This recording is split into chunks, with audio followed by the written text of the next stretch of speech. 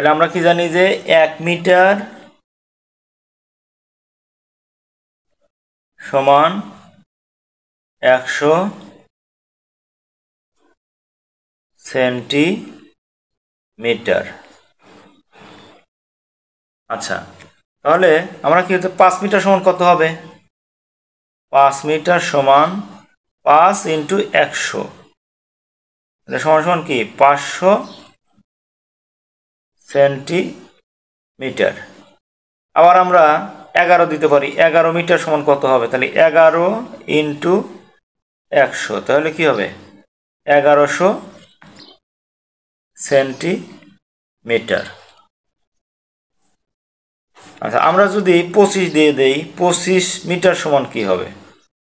তাহলে 25 ইন্টু 100 সমান সমান কি 2500 সেন্টিমিটার।